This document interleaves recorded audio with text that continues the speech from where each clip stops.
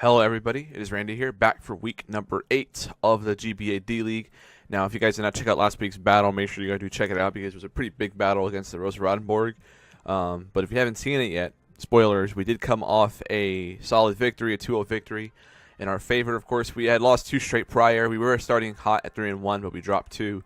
But we did come back and rebounded to 4-3. So now I'll show you guys a snipping of the playoff standings. But currently we have Montreal at number 1, still at 61, coming off that loss against Durham, which people didn't see coming. But I mean, Leo's been on an insane streak since his first week loss to Toronto to Jolt. So he hasn't lost a game since. So he's on a hot streak as well. Only down by 1 differential point. So if he had tied differential, I'm pretty sure he'd be higher because he beat him head to head.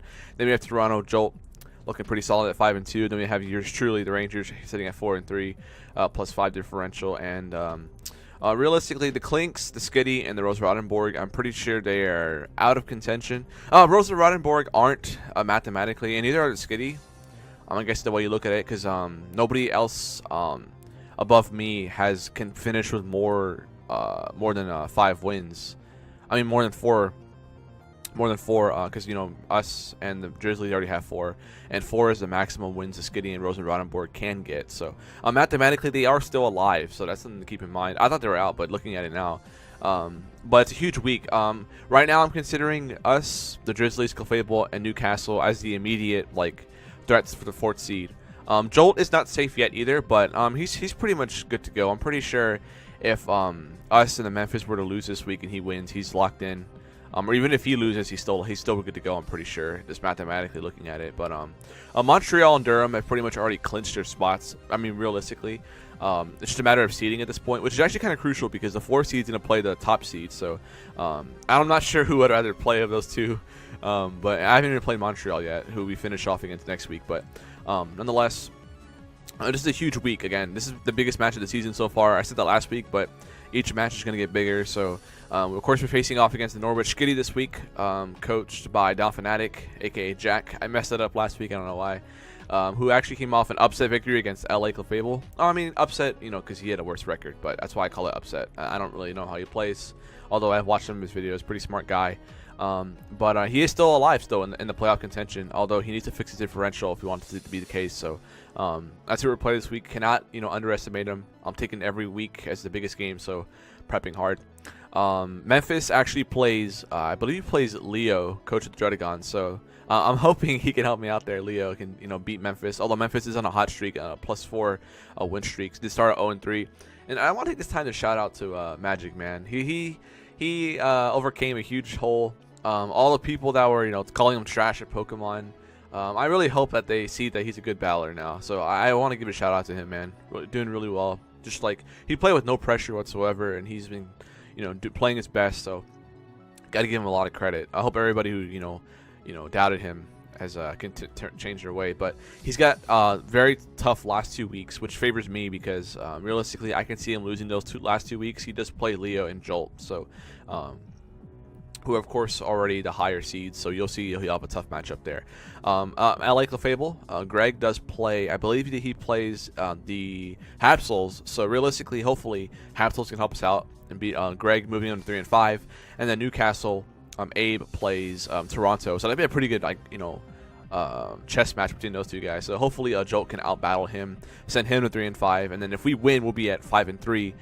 With everybody else have lost, that would have been really, really good for us, actually giving us some cushion to maybe even lose next week. But obviously, that's a bit of the playoff picture. Hope you guys enjoy that little breakdown. But nonetheless, let's focus on the Norwich Skitty, whose team is a bit threatening. There's a lot of threats on his team. He's got Mega Lopunny, Latias, Fable, Registeel, Crocodile, Volcarona, Kofagrigus, Volcarona being one of the Z-move users, Skuntank, Go-Goat, Floatzel, another Z-move user, and Xurkitree. So he made a lot of transactions towards the end because he wants to have fun with Mons, and I, can't disagree with him there. A lot of cool Mons to use, and you guys should check out his channel because he's having fun with that Floatzel for sure. But nonetheless, we got to focus really hard on this win because we need to win this game to have a chance at playoffs.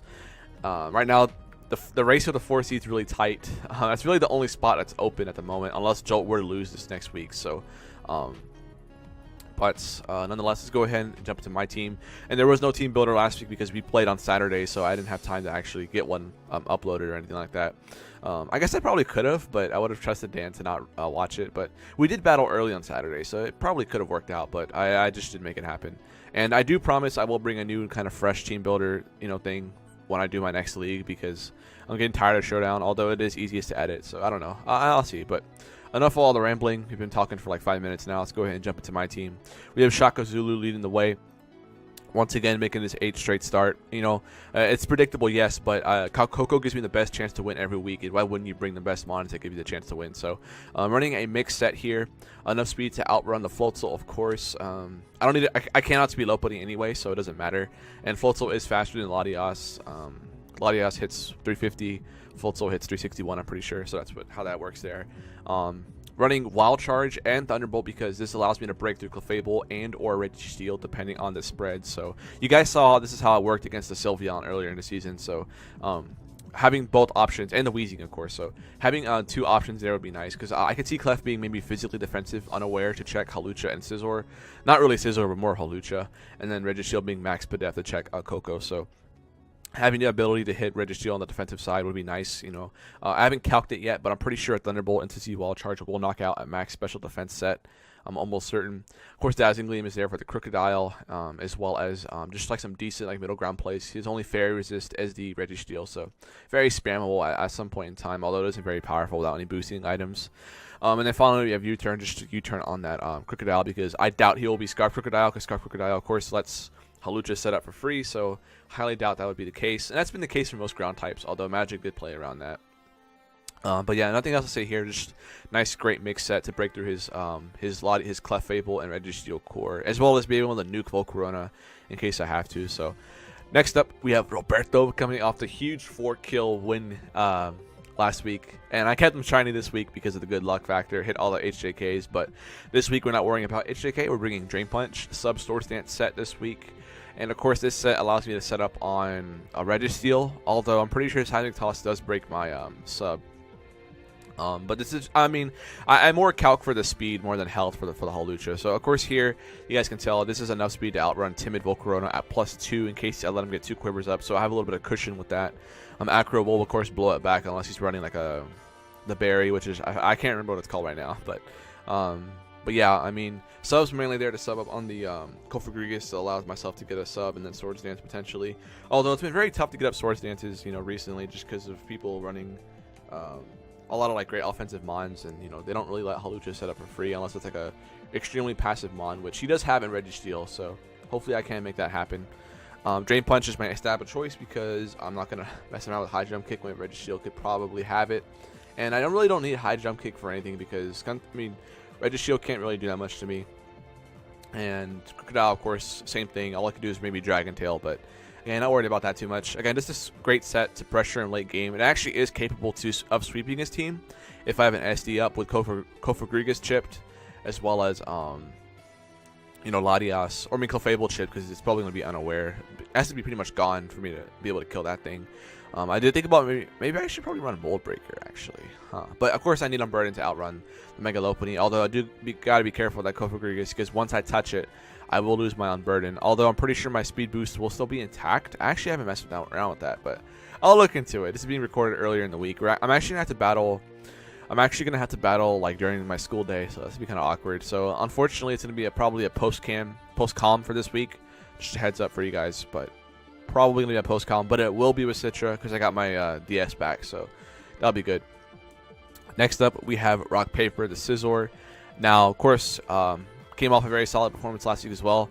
Probably could have ended the late game too if I said SD'd on the Licky, but Hawlucha had fun, so I'll take that. Running the same set as last week, although I am running an Adamant set, not Jolly. This is more of just to pressure his team and get shit for Hawlucha to come in later and win, or even Coco. Bullet Punch Adamant does a 2-shot max defense Clefable. It's important that's the case because he's probably going to be unaware, and I won't need any SD boosts to break through Clefable. I can just Bullet Punch once to do half, and then Bullet Punch again to kill. So that's really good. And overall, Scizor was a bit of like an iffy bring this week because it just lets Volcarona come in with like no downside to it. So with SD, Bullet Punch will 2-shot unless he's running a really fat Volcarona. But honestly, that's something I do have to risk. The unfortunate task is that, or thing is that, like, I can't ever switch out of Scizor to, like, on volcarona. I can't let it set up for free. So, in most situations, I'll have to let it, just click either a fire move or quiver and just BP and hope for the best, or even SD to get a stronger bullet punch off, because I can't let that thing set up for free. Like, I have to chip it with some damage. So, I mean, that's going to have to be the case. So, but overall, nothing else to say here. U-turn strong stab is great for Latias that doesn't have HP fire, which I don't know why it wouldn't have it. Of course, good for the Skuntank, which I am EV to outrun, like a bit of a slower one with no speed. Of course, for Go-Go, Circuitry, which I didn't really speed creep that well, but it's okay. I'll look after the spreads, because like I kind of built the teams based on offense, not speed. So I'll look at it. And again, this is early in the week, so I'm just getting it recorded because I'm gonna have to battle during school, and I really hate to battle. I really hate to record the team builders after I battle, because I feel like I might let some spoilers slip. So, yeah. So next up, we have LeBron James, the Needle King, making his start once again. He had a pretty good showing last week. Didn't do too much. Just helped me kill that Magirna, get it in range of a high jump kick. But here we have just a standard stealth rock set I've been trying to use all season.